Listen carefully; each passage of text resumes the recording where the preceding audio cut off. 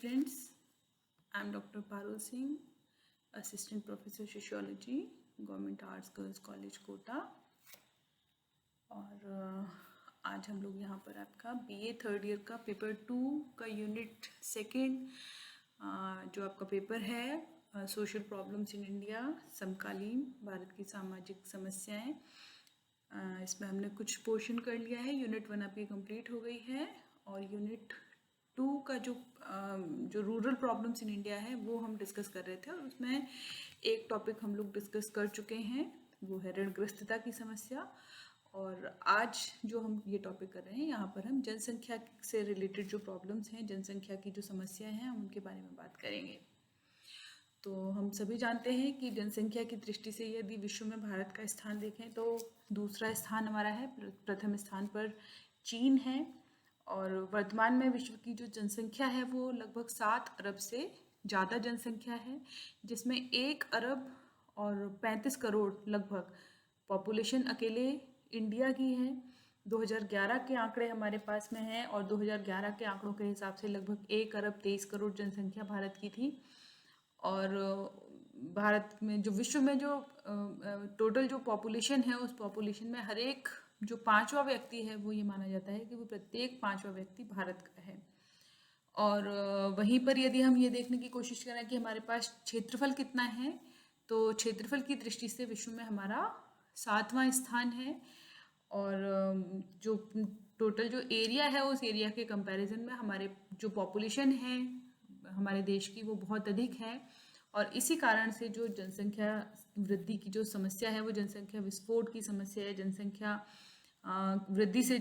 की जो समस्या है वो समस्या का हम सामना करते हैं। और उसके कारण अन्य भी बहुत सारी जो समस्याएं हैं वो इंटरकनेक्टेड हैं और हमें उन समस्याओं को देखना पड़ता है। तो आज़ादी के समय जो कि हमारी जो भारत की पॉपुलेशन थी वो 33 करोड़ थी लगभग, और जो कि अब बढ़ कर के और पिछले 75 सालों में ये पॉपुलेशन अब बढ़ कर के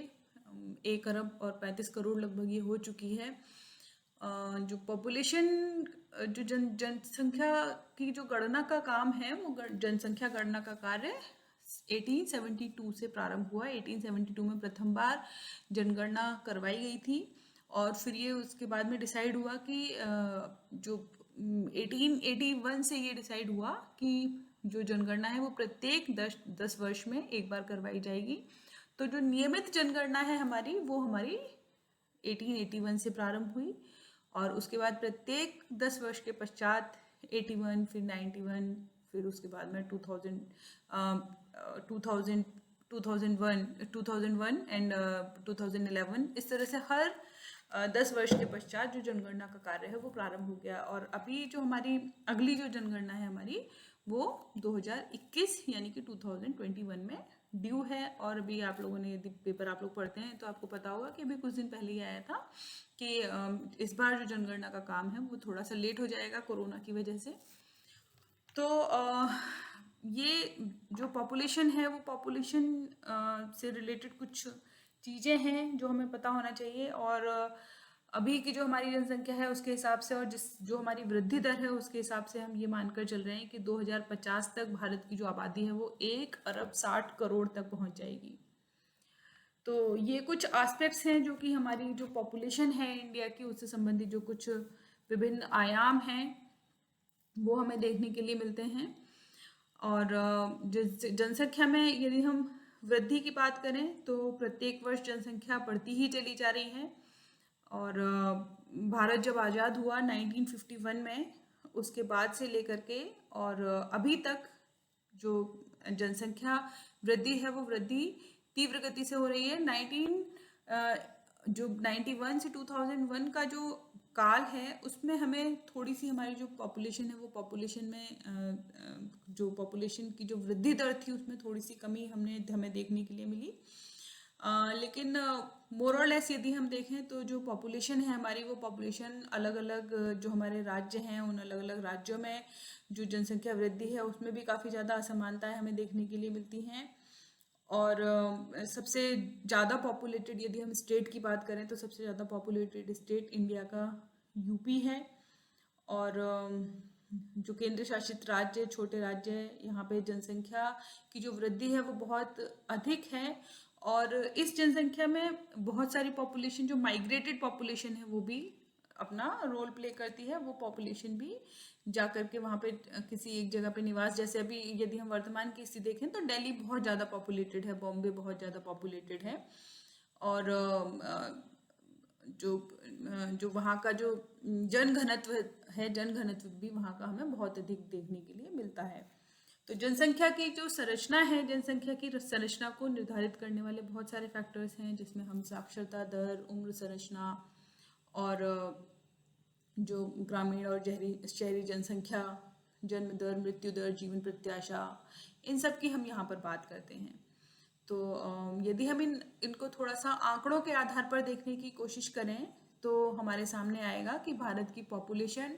जो 2011 के ही आंकड़ों का भी हम प्रयोग करेंगे, क्योंकि नए आंकड़े अभी हमारे पास नहीं आए हैं। तो जो इंडिया की जो पॉपुलेशन है वो पॉपुलेशन जो 2011 के आंकड़ों के हिसाब से और 1 अरब और 21 करोड़, ये जो हमारे पास जो आंकड़े आते हैं वो आंकड़े हैं 2011 की। जो जनगणना है वो जो आयुक्त थे उस समय सी चंद्रमौली, उनके द्वारा करवाई गई देश की 15वीं जनगणना थी ये, और 1 मई 2010 को ये आरंभ हुई थी। उसी के अकॉर्डिंग अभी हमारी जो पॉपुलेशन, जो अगले वर्ष की जो जनगणना है उसका कार्य प्रारंभ किया जाना था, लेकिन कोरोना की वजह से वो नहीं किया जाता। तो वैसे तो ये भारत की 15वीं जनगणना थी 2011 वाली, लेकिन अगर नियमित रूप से देखें तो नियमित रूप से यह की जाने वाली 14वीं जनगणना थी भारत की। और भारत ने इस जनसंख्या के मामले में भी अपने जो सेकंड जो विश्व में उसका स्थान है, उस विश्व के स्थान को बनाए रखा। और जो साक्षरता दर है वो साक्षरता दर जो इंडिया की थी उसमें थोड़ी सी हमें वृद्धि देखने के लिए मिलती है इस समय पर। जो जनगणना हमारी 2001 के यदि आंकड़े हम देखें तो उस समय की जो टोटल जो साक्षरता दर थी वो हमारी 64.8% थी, जो कि 2011 के आंकड़ों में हमें 74.04 दिखाई देती है, जिसमें से जो पुरुष साक्षरता दर है वो 82.14 और महिलाओं की जो साक्षरता दर है वो 65.46। तो हम देख सकते हैं कि जो हमारी जो महिलाओं की जो शिक्षा है, महिलाएं शिक्षा की दृष्टि से इस समय भी हमें पीछे देखने के लिए मिलती हैं पुरुषों के कंपैरिजन में काफ़ी अधिक। इसी प्रकार जो आयु संरचना या उम्र संरचना है, उम्र संरचना जनसंख्या में आयु या आयु वर्गों के अनुसार जो जनसंख्या का वितरण है, यानी कि कौन सी आयु वर्ग का कितना प्रतिशत हमारे देश में है, उसको बताती है। तो इसे आयु संगठन भी कहा जाता है, यानी एज स्ट्रक्चर। और इसमें जो 15 से जो 60 वर्ष तक की जो आयु वर्ग है उस आबादी को कामकाजी आबादी यानी कि कार्यकारी वर्किंग पॉपुलेशन के रूप में देखा जाता है। और इससे पहले यानी कि 0 से 14 वर्ष और 60 वर्ष से जो अधिक आयु वर्ग के जो लोग हैं उनको गैर कामकाजी या आश्रित यानी कि जो वर्किंग लोग हैं उन वर्किंग लोगों के डिपेंडेंट के रूप में हमें ये देखने के लिए मिलते हैं। और अभी की जो स्थिति है उसके हिसाब से जो भारत है, भारत में 2011 के आंकड़ों के हिसाब से कहें तो भारत जो वर्किंग पॉपुलेशन है उस वर्किंग पॉपुलेशन में एक रिच देश के रूप में जाना जाता है, यानी कि जो वर्किंग पॉपुलेशन है भारत में वो हमें बहुत अधिक, अभी इस समय की स्थिति है कि वो हमें बहुत अधिक देखने के लिए यहाँ पर मिलती है। इसी प्रकार से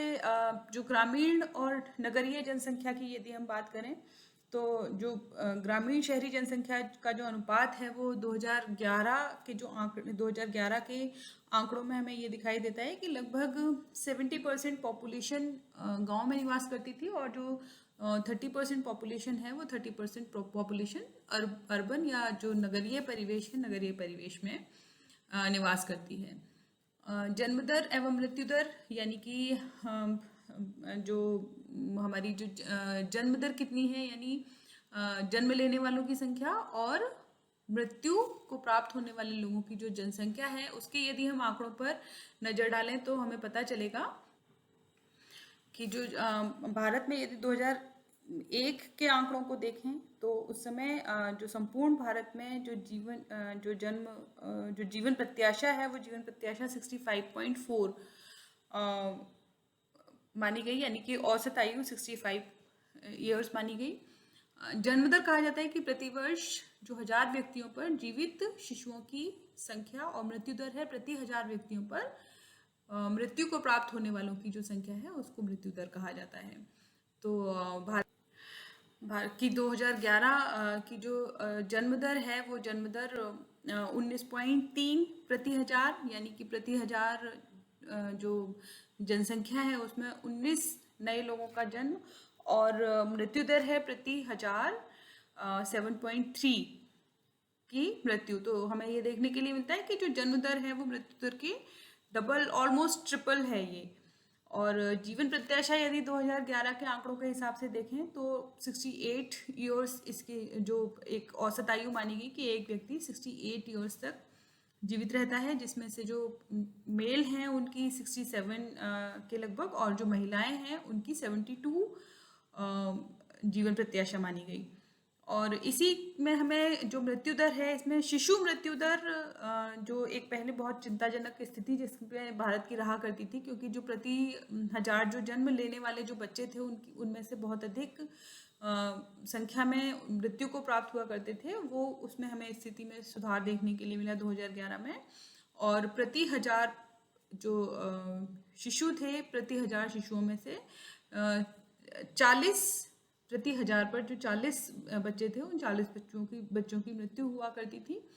जो कि निश्चित रूप से जो हमारी जो हेल्थ फैसिलिटीज़ और हॉस्पिटल में डिलीवरी जिसके लिए अनेक प्रकार के सरकार के द्वारा प्रोत्साहन इत्यादि किए जाते हैं उनका हम रोल मान सकते हैं कि उन्होंने बहुत महत्वपूर्ण रोल प्ले किया। जीवन प्रत्याशा की हमने बात की,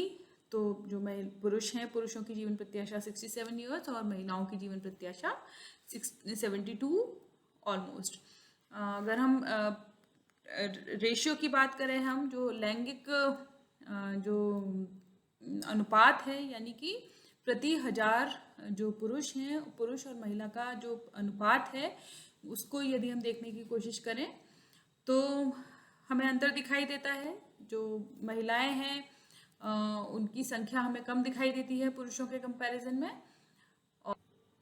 2011 के जो आंकड़े हैं उन 2011 के आंकड़ों में प्रति 1000 पुरुषों पर 944 महिलाएं हमें दिखाई देती हैं, यानी कि जो टोटल पॉपुलेशन थी 1 अरब 21 करोड़, उनमें 62 करोड़ 62 करोड़ पुरुष और 58 करोड़ लगभग 58.75 करोड़ हमें महिलाएं दिखाई देती हैं। तो जो मतलब यह एक चिंताजनक स्थिति है, और धीरे धीरे अब इसमें सुधार आ रहा है, जिसके लिए हमारी जो बहुत सारी जो रीति रिवाज है हमारे जो हमारे समाज में प्रचलित हमारी जो परंपराएं हैं वो कहीं ना कहीं, क्योंकि पुत्र को अधिक महत्व दिया जाता है, पुत्र जन्म को उसको धर्म के साथ जोड़ करके देखा जाता है। और जनसंख्या वृद्धि का भी एक बहुत बड़ा कारण ये है कि पुत्र के जन्म के चक्कर में और जनसंख्या जो संतान है उस संतान को जन्म दिया जाता रहता है, और इसके कारण जो जनसंख्या वृद्धि है वो वृद्धि हमें देखने के लिए मिलती है। और ये स्थिति हालांकि अब पिछले कुछ समय में हमें इसमें नियंत्रण दिखाई दे रहा है, और लोग 2 बच्चों की, क्योंकि सरकार के द्वारा भी अनेक प्रकार के इसके लिए कुछ नियम बनाए गए सरकारी नौकरी के संबंध में कि जो 2 बच्चे हैं 2 बच्चों से अधिक यदि संतान होगी तो उनको प्रमोशन नहीं दिया जाएगा, या फिर गवर्नमेंट जॉब में उनको मौका नहीं दिया जाएगा। तो ये कुछ कारण रहे इसके, जिसके कारण हमें लिंगानुपात में कुछ स्थिति बेहतर होती हुई भारत की दिखाई देती है। इसी प्रकार भाषाई संरचना के आधार पर यदि हम देखें तो हम जानते हैं कि भारत में जो 22 भाषाएं हैं उनको मान्यता प्रदान की गई है सरकार के द्वारा, और हिंदी हमारी राजभाषा है और राष्ट्रभाषा है हमारी, और देवनागरी लिपि है उसकी। और यदि बोलने वालों में भी देखें तो हिंदी भाषा के जो बोलने वाले हैं वो हमें भारत में सर्वाधिक दिखाई देते हैं, लगभग 40-42% जो पॉपुलेशन है वो हिंदी भाषा का प्रयोग करती है। इसके बाद जो पॉपुलेशन जो पॉपुलर भाषा है वो बंगाली है। और इस प्रकार से जो भाषाई संरचना को भी हम जनसंख्या की संरचना के अंतर्गत शामिल करते हैं। अब जनसंख्या वृद्धि के कारणों को यदि हम तलाश करने की कोशिश करें तो जन्म दर और मृत्यु दर में जो अंतर है वो बहुत अधिक है। अभी हमने जैसे कि बात करी कि जो हमारी जन्म दर है वो जन्म दर लगभग हमारी 18-19% है, और जो हमारी मृत्यु दर है वो 7 से 8% है। लगभग 2.5 से 3 गुना का अंतर हमें इसमें दिखाई देता है। तो ये जनसंख्या वृद्धि का एक बहुत बड़ा कारण है। इसके अतिरिक्त कम आयु में विवाह किया जाना, जो ग्रामीण परिवेश है वहाँ पर आज भी 21वीं शताब्दी में जब हम निवास कर रहे हैं और अनेक प्रकार की जो कानून है वो कानून बनाए गए, शादा कानून बनाया गया, और जो बाल विवाह है उस बाल विवाह के संबंध में बहुत सारे नियम बनाए गए। उसके बावजूद भी अभी भी हमें गांव में बाल विवाह इत्यादि होते हुए दिखाई देते हैं। और जो विवाह की आयु है, विवाह की आयु लड़कियों के लिए 18 वर्ष और लड़कों के लिए 21 वर्ष, लेकिन बहुत सारे जो संख्या है वो संख्या हमें कम आयु में विवाह होती हुई अभी भी दिखाई देती है। नगरीय परिवेश इत्यादि में अवश्य जो विवाह की आयु है उस विवाह की आयु में हमें जो एक मैच्योरिटी हमें दिखाई देती है, लेकिन जो हमारा ग्रामीण परिवेश है, और जैसा कि अभी हम पढ़ चुके हैं कि हमारी अभी भी जो हमारी जो टोटल पॉपुलेशन है उसका 65% ऑलमोस्ट रूरल जो बैकग्राउंड है उसको बिलोंग करता है। तो ये एक प्रॉब्लम के रूप में हमें दिखाई देता है। निरक्षरता हमें देखने के लिए मिलती है। यदि हम 2011 के आंकड़ों के अनुसार ही देखें तो लगभग 75% जो 75% हमारी जो पॉपुलेशन है वो हमारी लिटरेट पॉपुलेशन है, लेकिन अभी भी 25% पॉपुलेशन हमारी लिटरेट है। और उससे भी अधिक जो समस्या है इसकी वो हमारा मानसिक पिछड़ापन, कि यदि हम जब तक हम अपने सोच में और अपने विचारों में हम बदलाव नहीं लेकर के आएंगे तब तक इन स्थितियों पर कंट्रोल करना बड़ा मुश्किल है। परिवार नियोजन के प्रति धार्मिक प्रवृत्ति, संतान को ईश्वर की देन माना जाता है,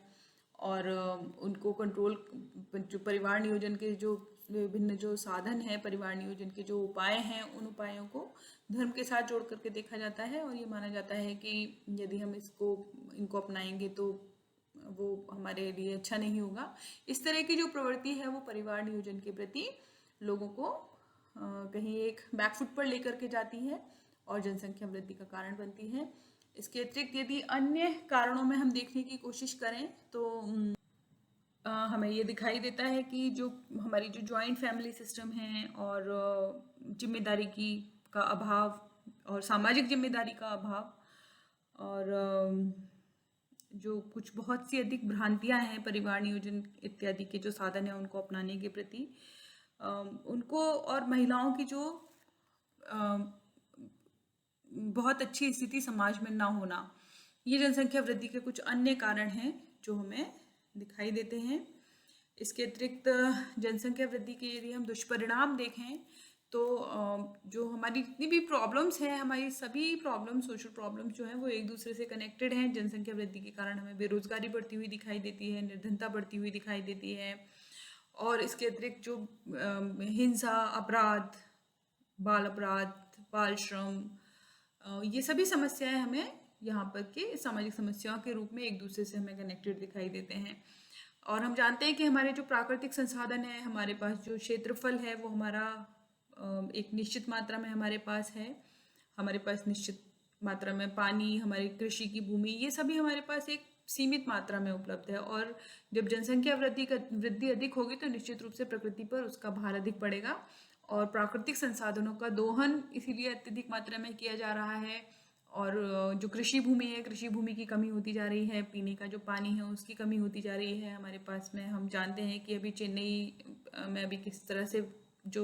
पानी है या जल संकट है वो हमें देखने के लिए मिला, और जो एक अनुमान लगाया जाता है और हम अक्सर सुनते हैं कि अब जो तीसरा विश्व युद्ध होगा वो जो नेचुरल रिसोर्सेज हैं उन नेचुरल रिसोर्सेज पर कंट्रोल करने के लिए या जल से संबंधित भी वो तीसरा जो विश्व युद्ध है वो हो सकता है। भौतिक संसाधन हमारे पास जिस तरह के हैं वो हमारी पॉपुलेशन के अकॉर्डिंग हमारे पास हमारी आवश्यकताओं को पूर्ति करने के लिए वो हमारे पास सफिशिएंट नहीं है। ये भी जनसंख्या वृद्धि का एक दुष्परिणाम है। और इसके बाद में जब ये जो गवर्नमेंट है, गवर्नमेंट के द्वारा राष्ट्रीय जनसंख्या नीति का निर्माण किया गया ताकि जो पॉपुलेशन है उस पॉपुलेशन को कंट्रोल किया जा सके। और यदि हम देखें कि जनसंख्या नीति क्या है तो हमें ये जानने की ज़रूरत है कि भारत दुनिया का पहला ऐसा देश है जिसने 1952 में जो परिवार नियोजन कार्यक्रम है उसको अपनाया, और इस जनसंख्या नीति के तहत जन्म दर और जो जनसंख्या वृद्धि है उसमें कमी लाना, विवाह की न्यूनतम आयु में वृद्धि करना, परिवार नियोजन के लिए महिलाओं को और जो पुरुष हैं उनको प्रोत्साहित करना, महिला शिक्षा पर विशेष जोर देना, ये इस तरह के जो लक्ष्य हैं वो लक्ष्य निर्धारित किए गए थे बिल्कुल स्वतंत्रता प्राप्ति के पश्चात। और यदि नवीन जनसंख्या नीति की हम बात करें तो जो छोटे परिवारों को प्रोत्साहन देने के उद्देश्य से केंद्र सरकार के द्वारा 15 फरवरी 2000 को नई राष्ट्रीय जनसंख्या नीति है उसकी घोषणा की गई। और इसका जो लक्ष्य था वो यही था कि जनसंख्या को नियंत्रित किया जाए, और इसका दीर्घकालीन जो उद्देश्य था वो कुछ एक लंबे समय को ध्यान में रख करके बनाया जाता है। तो यह इसमें कोशिश की गई 2000 में ही कि जो 2045 है तब तक स्थिर जनसंख्या के लक्ष्य को प्राप्त करें, यानी कि जो जन्म दर और मृत्यु दर उसमें लगभग हमें समानता देखने के लिए मिले। और उसके लिए हमें मृत्यु दर को बढ़ाने की आवश्यकता नहीं है, हमें उसमें कोशिश ये करनी है कि जो जनसंख्या की जो जन्म लेने वालों की जो संख्या है उस जन्म लेने वालों की संख्या में कमी लाई जाए, और जन्म दर और मृत्यु दर को एक एट पार लाने की कोशिश करें हम। जैसे हम जानते हैं कि चाइना में सरकार के द्वारा पॉलिसी बनाई गई और चाइना में वन चाइल्ड पॉलिसी हमें देखने के लिए मिलती है, और उसी के कारण जो पॉपुलेशन है पॉपुलेशन वहाँ की कंट्रोल हो पाई। और यदि हमने अपने यहाँ पर इस प्रकार की नीति को नहीं बनाया और उसको फॉलो नहीं किया तो 2060 तक ये स्थिति मानी जाती है कि भारत विश्व में जनसंख्या की दृष्टि से प्रथम स्थान पर पहुंच जाएगा। तो इसके लिए हमें थोड़े प्रयास करने की ज़रूरत है। और हमें ये भी पता होना चाहिए कि हमारी जो पहली जो जनसंख्या नीति है वो सन 1976 में बनाई गई थी, और 2000 में जो जनसंख्या नीति बनाई गई वो डॉक्टर MS स्वामीनाथन की अध्यक्षता में बनाई गई। और इस जनसंख्या नीति का मुख्य उद्देश्य था कि देश की जो जनसंख्या है उसका आर्थिक और सामाजिक विकास करके और उसके पर्यावरण संरक्षण में सकारात्मक भूमिका निर्वाह कर सके और जीवन स्तर में हम सुधार लाया जा सके, इस तरह की जो नीतियां हैं उन नीतियों को बनाएं। और जो मुख्य रूप से यदि देखें तो इसके 3 उद्देश्य थे कि राष्ट्रीय जनसंख्या नीति 2000 में एक तो गर्भ निरोधकों की जो अनापूर्ति है आवश्यकताओं की जो और उनकी आवश्यकताओं को पूर्ति करना, स्वास्थ्य सेवाओं के ढांचे में सुधार करना, और जो स्वस्थ शिशु जो हैं उनके प्रजनन को सुनिश्चित करना। इसी प्रकार से जो ये माना गया कि जो दीर्घकालीन उद्देश्य है जिसमें हमने बात की कि 2045 तक जनसंख्या को स्थिर करना, यानी कि उसको आगे बढ़ने से रोकना, और जो कुल प्रजनन दर है उस प्रजनन दर को 2010 तक 2.1 करने का उद्देश्य था, जो कि अभी हमें 2.3 के रूप में दिखाई दे रही है। तो ये कुछ नीतियां थी, ये जो कुछ बनाए गए इसके संबंध में नीतियों का निर्माण किया गया। और कुछ और इसके जो सब पॉइंट्स हैं उसके रूप में हम देख सकते हैं कि जो प्रजनन शिशु स्वास्थ्य सेवाओं की आपूर्ति करना, 14 वर्ष तक के जो बालक बालिका हैं उनको निःशुल्क और अनिवार्य शिक्षा प्रदान करना, और शिशु मृत्यु दर जो कि हमने पढ़ा था कि 40 थी उसको 30 प्रति 1000 तक लेकर के आना, मातृ मृत्यु दर को 100 प्रति 1 लाख जीवित बच्चों तक लेकर के आना, सभी बच्चों का टीकाकरण सुनिश्चित करना जिससे कि जो पोलियो इत्यादि और खसरा इत्यादि की जो प्रॉब्लम होती है वो बच्चों में ना हो पाए, और जो विवाह की उम्र है उस विवाह की उम्र को बढ़ाने का प्रयास करना, और 18 वर्ष से पहले कम से कम बच्चों का विवाह ना हो, जिसमें कि अभी तक भी हम सफल नहीं हो पाए हैं। हम राजस्थान में रहते हैं और यहाँ पर हम जानते हैं कि प्रत्येक वर्ष जो आखा तीज और जो अबूझ सावों का जब टाइम आता है तो उस समय पर हमें अभी भी बाल विवाहों के जो एग्जाम्पल्स हैं वो दिखाई देते हैं। हालांकि शिक्षा ने थोड़ा बच्चों को जागरूक किया है और अनेक बार हमें इस तरह की भी जो न्यूज़ हैं वो भी हमें सुनाई देती हैं कि जो लड़कियां हैं उन्होंने अपने विवाह के लिए उन्होंने बाल विवाह की उन्होंने शिकायत की, और उसके लिए जो सरकार है सरकार के द्वारा उसके लिए प्रयास भी किए गए। इसके अतिरिक्त एड्स पर नियंत्रण करना और छोटे परिवार को एक मानक के रूप में अपनाना, सुरक्षित गर्भपात को रोकना, और परिवार के स्वास्थ्य में जो पुरुष है उस पुरुष की भूमिका को भी सुनिश्चित करना, तो और जो हमारी जो ओल्ड पॉपुलेशन है उस ओल्ड पॉपुलेशन को भी एक सिक्योरिटी, जो सोशल सिक्योरिटी है वो सोशल सिक्योरिटी प्रोवाइड करना, ये सब राष्ट्रीय जनसंख्या नीति में कुछ नियम बनाए गए। और आई होप कि ये चैप्टर आप लोगों के लिए हेल्पफुल रहेगा। आप लोगों को जो पॉपुलेशन की जो प्रॉब्लम्स हैं वो पॉपुलेशन प्रॉब्लम्स आपको समझ में आएंगी, और ये पॉपुलेशन प्रॉब्लम्स हमें जो शहरी परिवेश है, ग्रामीण परिवेश है, वहाँ पर हमें समान रूप से देखने के लिए मिलती हैं। और जो रूरल पॉपुलेशन है उस रूरल पॉपुलेशन को ध्यान में रख करके कुछ जो स्पेसिफिक पॉपुलेशन कंट्रोल के लिए जो समाधान है उन समाधानों को ध्यान में रखने की आवश्यकता है। उसमें गांव में अधिकाधिक शिक्षा का प्रसार किया जाए, और बाल विवाह की हम बात कर चुके हैं, गर्भपात की छूट दी जाए ग्रामीण परिवेश में, जिससे वांछित बच्चों को जन्म लेने से रोका जा सके। और जो भूमि सुधार इत्यादि है, क्योंकि निर्धनता का भी एक सीधा संबंध है पॉपुलेशन के बढ़ने से। तो और जो परिवार कल्याण के जो कार्यक्रम हैं जो बनाए जाते हैं उनको सुचारू रूप से उनकी जो इम्प्लीमेंटेशन है उसको सुनिश्चित किया जाए। तो ये सब यदि प्रयास किए जाएंगे तो जनसंख्या नियंत्रण करने में हम थोड़ा सा और कंट्रोल कर सकते हैं, और जो हमारा देश है उस देश के समुचित विकास को हम सुनिश्चित कर सकते हैं। इससे आगे का हम नेक्स्ट चैप्टर में पढ़ेंगे। Thank you.